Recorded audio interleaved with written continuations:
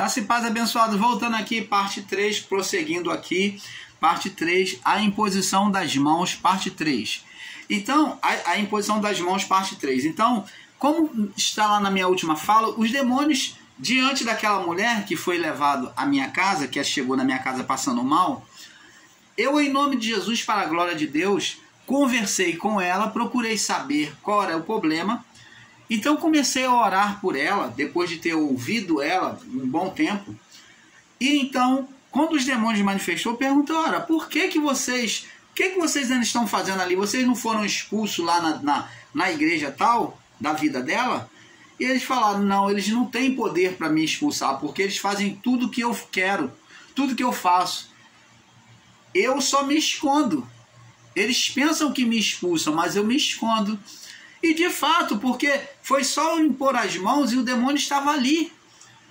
Então, depois de ter dado a ordem em nome de Jesus ao demônio, dei a ordem para que saísse todos eles, eu impus as mãos e determinei em nome de Jesus, os demônios saíram e a mulher voltou ao normal, sem dor de cabeça, sem palpitação rápida no coração, sem dores nas pernas. Ela ficou perfeitamente curada daquele mau sintoma provocado por demônios, por manifestação de demônios sobre a vida dela, sobre a mente dela, sobre o corpo dela.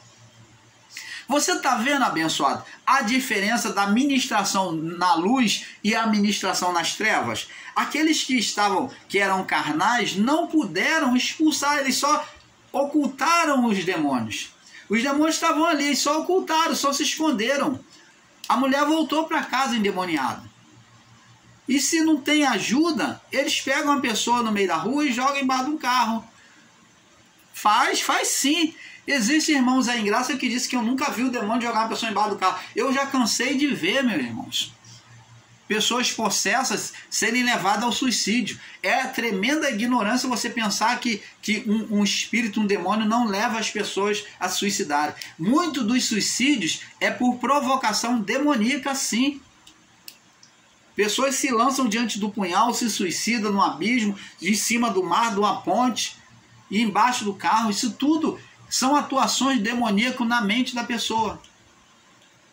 Se nós, sendo sãs, qualquer distração, qualquer descuido com o nosso corpo, ao atravessarmos uma rua, ao andarmos num lugar, se não olharmos, não observarmos, tropeçamos, caímos, e no meio da rua, se você não observar o sinal, não ter cuidado, você é atropelado por um carro.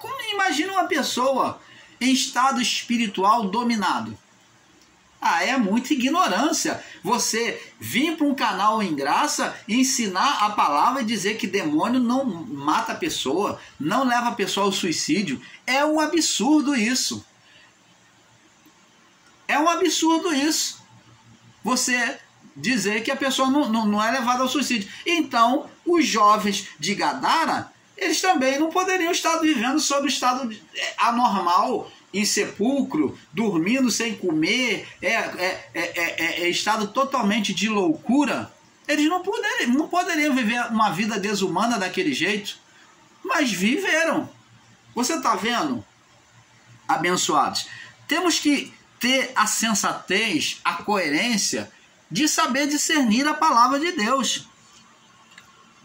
Então, eles atuam sim, os demônios atuam. Então, a imposição das mãos é muito importante. Uma pessoa maligna não pode colocar as mãos sobre você, sobre a sua família. Não permita que qualquer pessoa imponha as mãos para orar sobre você. Não permita que ninguém imponha as mãos sobre seus filhos para orar sobre você. A não ser que você tenha confiança que essa pessoa tenha bom testemunho, que seja homem de Deus, mulher de Deus. Não sai convidando pessoas para entrar dentro da sua casa, para orar dentro da sua casa, não. Porque muitas das vezes você pensa que ela vai trazer bênção e ela vai trazer só a enxurrada de demônios que tem na vida dela, porque ela está em condenação. Você está entendendo, amados? Então, impor as mãos é compartilhar da vida, é compartilhar daquilo que há em si. Se eu não tenho nada, se eu não tenho o que é bom, como que eu posso dar o que eu não tenho? Eu só posso dar o que eu tenho, o que eu não tenho, se eu for dar, não vai ser coisas boas. Jesus disse, como pode, como podeis, falou para os fariseus, como podeis, vocês são maus, falar coisas boas? Ora, não pode a uva produzir espinheiro, nem o figo produzir abrolho, pelo fruto se conhece a árvore. Então, essa árvore é a árvore interior, é do espírito. Se você não tem um espírito bom dentro de você, você não pode compartilhar coisas boas para outra pessoa. Ao você orar por ela, se você não tem um espírito bom, você só vai trazer o mal sobre a vida da pessoa.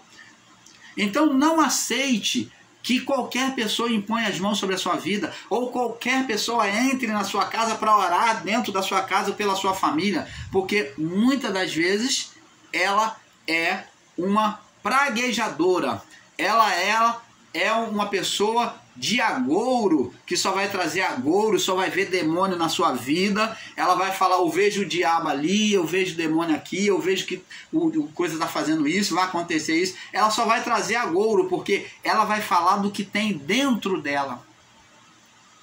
Mas o que tem olhos bons, ele sempre vai trazer luz.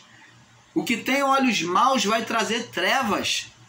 Então, não aceite que qualquer um venha orar na sua casa, que venha impor as mãos sobre o seu familiar. Você está entendendo, abençoado? É muito importante o impor as mãos. Vamos ver agora as referências da imposição das mãos. Vamos agora estudar agora mais dentro da palavra. Vamos lá no livro de Marcos, capítulo 1, começando por Marcos, capítulo 1, no verso 41, onde Jesus impõe as mãos.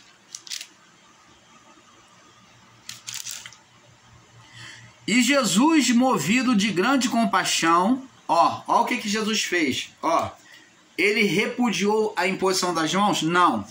Jesus, movido de grande compaixão, vamos ler aqui o texto do 40 em diante, Marcos 1,40, e aproximou-se dele um leproso, e rogando-lhe, e pondo-se de joelho diante dele, lhe dizia, se queres, bem pode limpar-me. Opa! Vemos aqui que o leproso não podia se aproximar de ninguém, pela lei mosaica. Se alguém encontrasse ele ali, como leproso, reconhecesse ele era apedrejado, expulso da cidade à base de pedra, de paus. Então esse leproso chegou até Jesus de uma maneira cuidadosa, sem ninguém vê-lo. Chegou até Jesus e disse, bem sei que se quiseres, bem pode me purificar da minha lepra. E Jesus fez algo que a lei não aconselhava, ela só pelo contrário, ela condenava, porque você seria imundo. Se você tocasse no leproso, né, você seria imundo com ele.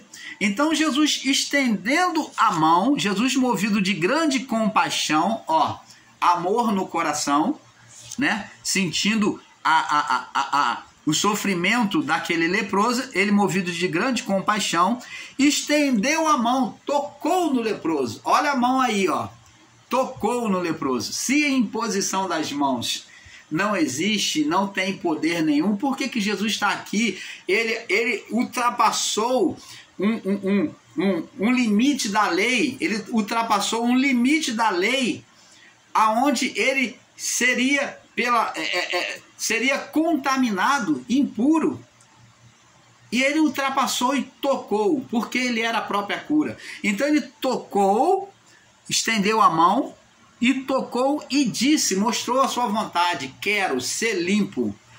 E tendo ele dito isso, logo a lepra desapareceu. Então Jesus não se contaminou e muito menos o que era leproso permaneceu leproso. Agora estava puro. Você está vendo? E advertindo-o severamente, logo o despediu. Então Jesus advertiu ele, porque ele ficou leproso pelo estado de condenação da lei. Porque a lepra vinha quando se maldizia o próximo, falava-se contra uma autoridade espiritual, falava-se contra Deus. Então, isso é que trazia a lepra para as pessoas, é a condenação da lei. Então, Agora vamos ver aqui em Marcos capítulo 6. Ainda em Marcos, agora vamos capítulo 6, no verso 5. Diz assim: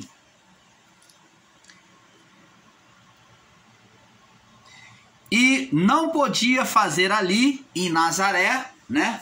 Aqui ele está na cidade do seu nascimento, né? Que ele habitou.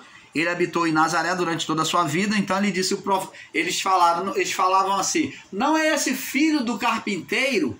Eles olharam Jesus como um bom profissional. Jesus era um bom profissional, filho do José carpinteiro.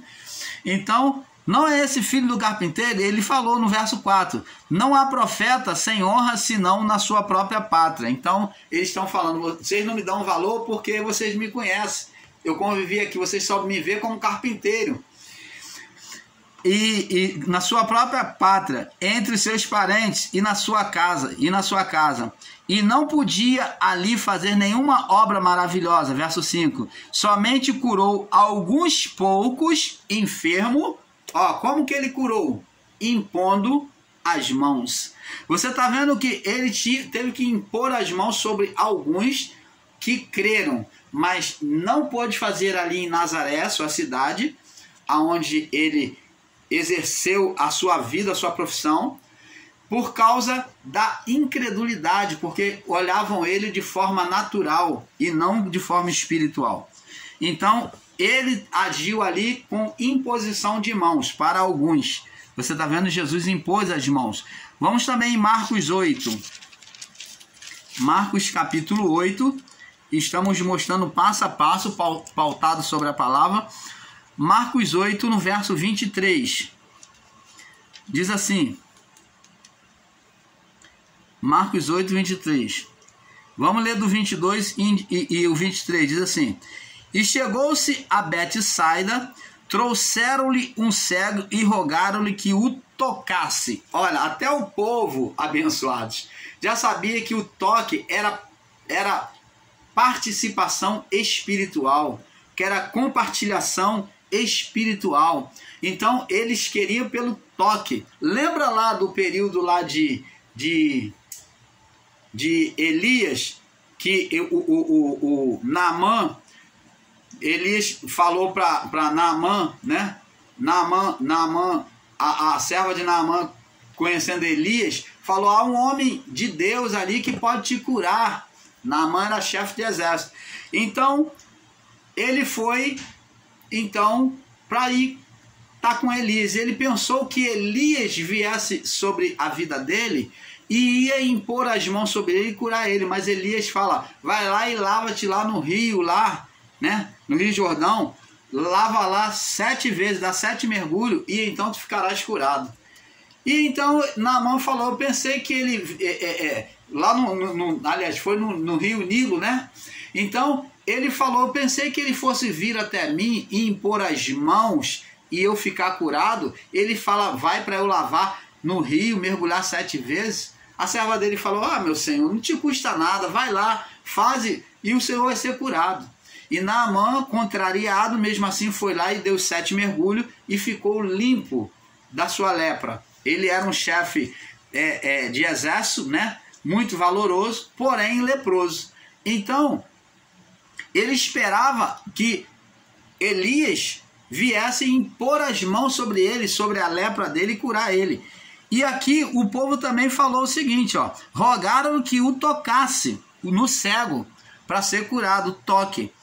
E tomando o cego pela mão, ó, Jesus tomou o cego pela mão, ó, segurou ele pela mão, levou-o para fora da aldeia. Por quê?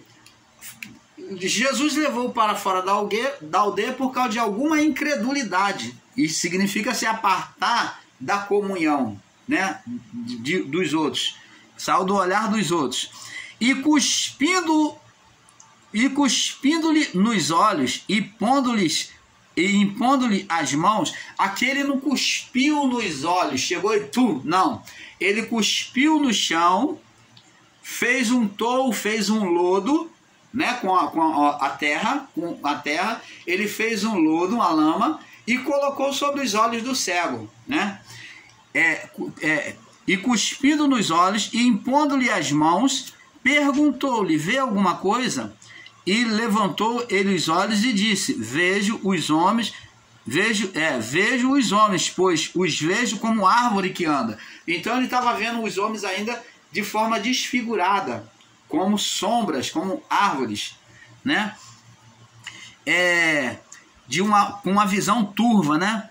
Depois disso, tornou a pôr as mãos sobre os olhos. Agora ele não botou nada. Ele agora não botou mais o lodo. Agora ele botou diretamente as mãos. Ele não impôs nada. Então aqui demonstra a visão da lei e a manifestação da visão da lei e a manifestação da visão da graça. Então agora ele tocou diretamente. A graça ela vem direta. Tocou e depois tornou a pôr a mão sobre os olhos e fez olhar para cima. Ó, esperança, o que viria no mundo vindouro. Ó, esperança, o novo mundo. Olhar para cima, o novo mundo, né? Então fala sobre a manifestação da graça. E fez olhar para cima, e ele ficou restaurado e viu a todos claramente. Então, olhar sobre a visão espiritual, olhar para cima, olhar sobre a visão espiritual, então torna nítido a manifestação de Deus. Então Jesus impôs as mãos. Vê aí. Vamos no livro de Marcos 16 agora. Vamos para Marcos 16. Marcos capítulo 16. No verso 18. 16, 18. 16, 18. Diz assim. Vamos ler do 17 e 18.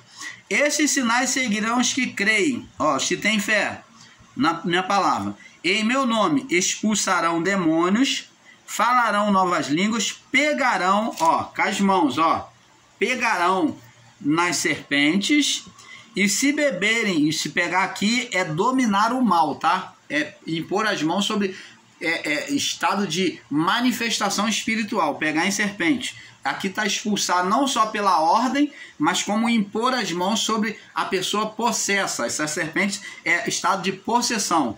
Essa serpente aqui. Pegar em serpente é estado de possessão, é domínio sobre os demônios. Pegarão na serpente e se beberem alguma coisa mortífera, não lhe fará dano algum. Porão as mãos sobre os enfermos e sararão. Então você está vendo aqui, pôr as mãos sobre os enfermos e eles serão curados. E Tiago, vamos lá no livro de Tiago, passeando sobre a palavra, né? É um pouco aqui e um pouco ali. Tiago capítulo 5, no verso 14 e 15. Diz aqui, olha o que Tiago diz. Está alguém entre vós doente? Pergunta Tiago. Está alguém entre vós doente? O bispo Tiago fala isso. Chame os presbíteros da igreja, os líderes da igreja, presbítero, líder da igreja, né? Era o título dado à liderança da igreja, né? Os de frente. Orem sobre ele, orem sobre ele, a oração é intercessão. E existem irmãos aí que condenam a intercessão. Ungindo com azeite em nome do Senhor. Então o óleo era o símbolo da expressão da unção do Espírito Santo, né? Ungindo em nome do Senhor, e a oração da fé salvará o doente. E se o doente salvará o doente, e o Senhor levantará, e se houver cometido pecados, ser-lhe-ão perdoados. Confessai as culpas um dos outros e orai uns pelos outros, para que sareis. A oração do justo pode muito nos seus efeitos. Você está vendo que a oração pode produzir o efeito? Então a oração por imposição de mãos. Aqui é relatado em Tiago, capítulo 5, 14 e 15. E em Timóteo também, 1 Timóteo, no capítulo 4, Vamos ler aqui, 1 Timóteo capítulo 4, no verso 14. Diz assim, nós já lemos, vamos ler de novo. Não desprezes o dom que há em ti, o qual te foi dado por profecia, com a imposição das mãos do presbítero. Lembra lá que Tiago diz, chama o presbítero da igreja e ore sobre ele? Então, o presbítero aqui, ele agora iria orar por imposição de mãos.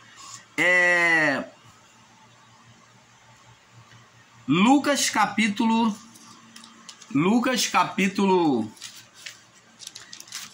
13, Lucas 13, verso 13. Lucas 13, 13. E pôs as mãos, vamos ler aqui do verso 10. Ensinava no sábado, numa das sinagogas, e estava ali uma mulher que tinha um espírito de enfermidade, um demônio, né, de enfermidade. Enfermidade é porque a doença manifesta não curava, então ela era estado progressivo, então é chamado de enfermidade. Quando uma doença ela não sara, é chamado de enfermidade, é estado contínuo da doença, né? Só que ela tinha um espírito, mostra que tinha vida aquela doença, então era espírito de enfermidade, estado contínuo. Havia 18 anos, e andava encurvado, e não podia se endireitar de modo algum endireitar-se. E vendo-a Jesus, chamou-a, Jesus chamou-a a si e disse, mulher, estás livre da tua enfermidade. E pôs as mãos sobre ela, Jesus tocou as mãos sobre ela, e logo se endireitou e glorificava a Deus. Você está vendo, abençoado? A imposição das mãos liberou virtude, poder, e curou aquela mulher. Lembra da que fez o contrário, a que tinha um fluxo sanguíneo? E ao invés de Jesus tocar nela, ela disse no seu coração, se eu tão somente tocar, essa estava 12 anos, né? Escravizada por uma hemorragia. Ela disse, se eu tão somente tocar, impor as mãos, tocar nas vestes, eu serei curada. E Jesus disse, quem me tocou? A multidão te aperta, te oprime, mestre, tu vem dizer quem me tocou? E Jesus falou, eu senti que de mim saiu virtude. Alguém me tocou, impôs as mãos sobre mim e saiu virtude. Essa mesma virtude que saiu para curar essa mulher do fluxo, que naquela mesma hora cessou a hemorragia, foi também a mesma virtude que Jesus liberou e tocou nessa mulher que andava encurvada. Você está entendendo, abençoado? Mateus capítulo 10. Mateus 10, no verso 8.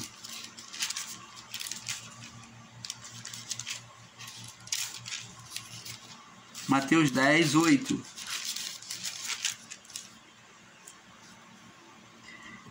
E ele disse, versos 7 e 8, e indo pregai, dizendo, é chegado o reino dos céus, curai os enfermos, limpai os leprosos, ressuscitai os mortos, expulsai os demônios, de graça recebeis, de graça dai.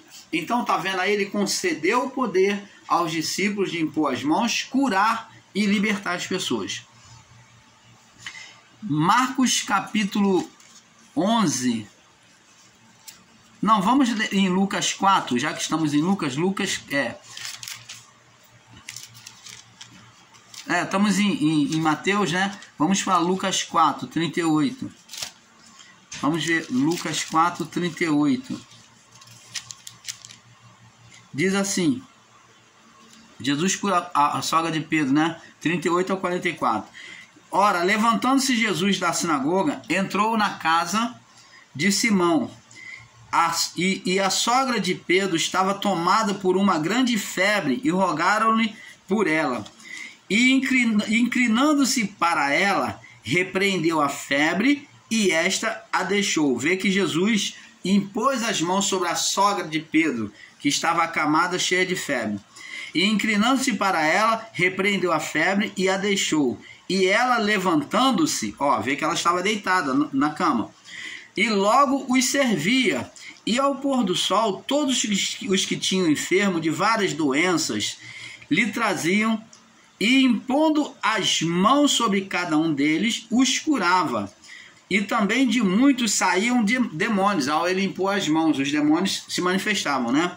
Clamando, dizendo: Tu és o Cristo, o Filho do Deus, de Deus. E ele repreendeu-os, não os deixava falar, pois sabiam quem era, que ele era o Cristo. E sendo já dia, saiu e foi para o lugar secreto. E a multidão procurava, e chegou junto dele, e o detinham para que não se ausentasse dele. Ele, porém, lhe disse: Também é necessário que eu anuncie às outras cidades o evangelho do reino de Deus, porque para isso fui enviado. E pregava na sinagoga da Galiléia. Então você está vendo aí, abençoados? Agora vamos ver aqui em Marcos 11. Marcos 11. Marcos capítulo 11.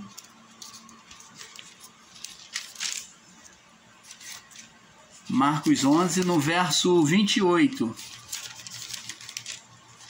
Marcos 11, no verso 28, diz assim: E lhe disseram: Com que autoridades fazes tu essas coisas? Ou quem te deu tal autoridade para fazer essas coisas? Não, é Marcos 11.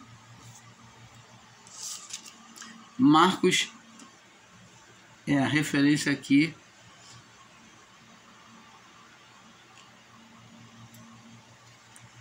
Aqui a referência foi marcada errada, me perdoe aí, tá? É Marcos 5, no verso 35 ao 42. Vamos ver em Marcos 5, verso 35 ao 42. 5, do 35 ao 42, diz assim: E estando ele ainda falando, chegaram alguns dos principais da sinagoga e disseram: A tua filha está morta, por que enfadas mais o mestre? E Jesus, tendo ouvido estas palavras, disse ao principal da sinagoga: Não temas, crê somente. E não permitiu que alguém o seguisse, senão a Pedro, Tiago e João, irmão de Tiago. E tendo chegado à casa do principal da sinagoga, viu o alvoroço e os que choravam muito e pranteavam. E entrando, disse-lhe eles: Por que vos alvoroçais e chorais? E a menina não está morta, mas dorme.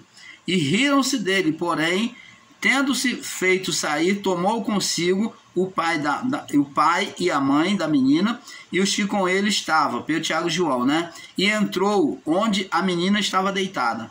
Tomando a mão da menina, ele tomou pela mão, então ele segurou pela mão da menina e disse: Talita cumi, que traduzido é: menina, a ti te digo, levanta. E logo a menina se levantou e andava, pois já tinha 12 anos, e assombraram-se com grande espanto. Então você está vendo aqui que ele pegou a menina pelas mãos. Jesus usou as mãos ali, a imposição das mãos, pegando a menina pelas mãos daquela que estava morta, que outrora estava morta. Vê que maravilha? Marcos 5, Marcos 5 do 35 ao 42, né, que nós lemos. João, vamos para João. Nós já estamos terminando essa série. Ela é curta, não é comprida não, já estamos terminando. João, vamos terminar já agora. João capítulo 14, no verso 12. Diz aqui, olha o que Jesus disse. Verso 11, 12, diz assim: Crede-me que estou no Pai e que o Pai está em mim. Crede-me ao menos por causa das mesmas obras. Então tá vendo que ele está falando, eu estou falando as mesmas obras do meu Pai. E ele diz aqui no verso 12: Na verdade, vos digo, aquele que crê em mim, também fará as obras que eu faço. Curar, libertar, né? E salvar vidas pela pregação da palavra. E fará maiores do que esta, porque eu vou para o Pai. E tudo quanto pedis ao Pai em meu nome, eu o farei, a fim de que o Pai seja glorificado no Filho. Se pedis alguma coisa em meu nome, eu o farei. Você está vendo que aqui os discípulos, aquele que crê em Jesus também pode fazer a mesma coisa?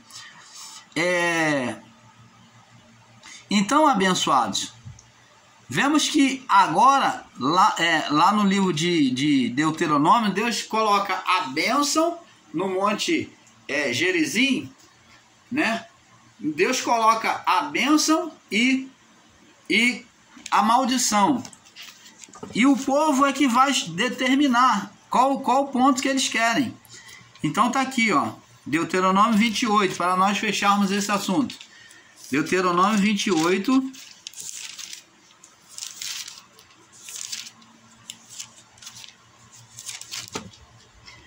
Aqui, ó.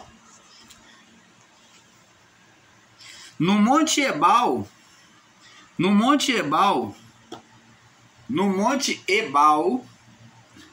é sentenciado a maldição, né? Ali Moisés com as mãos estendidas é sentenciado a maldição sobre aqueles que não ouvem a Deus. Então, vê que procederia aqui Moisés com a mão estendida no Monte Ebal. Ele fala, ó, essas são as maldições daquele que não ouve a Deus. Aí ele cita todas as maldições. Ele fala, maldito aquele que faz isso. Então você pode ler aqui Deuteronômio capítulo 27, no verso 11 até o verso 26. Agora no capítulo 28, no verso 1, agora ele vai no monte Gerizim, ele vai sentenciar com as mãos estendidas a bênção sobre aqueles que ouvem a Deus. Então agora, dessas mãos estendidas, que representavam as mãos de Deus, Moisés com as mãos estendidas, agora no monte Gerizim, né? No monte Gerizim, no outro monte, agora ele vinha decretar a bênção sobre aqueles que ouvem a Deus. Seriam benditos em todos os sentidos. Então você leia o capítulo 27, do verso 11 ao 26, fala sobre a maldição, e no 28, do 1 até o 14, você vê as bênçãos sobre a vida daquele que ouve a Deus. Então tá tanto a bênção sobre a mão estendida, como a maldição sobre a mão estendida, né? Com a mão estendida está determinando tanto a bênção como a maldição. Um no monte Ebal, né? E que é a maldição, e no monte Gerizim, que é a bênção. Então, abençoado, nós, o canal Luzes da Graça, teremos muito mais para falar, mas vamos ficar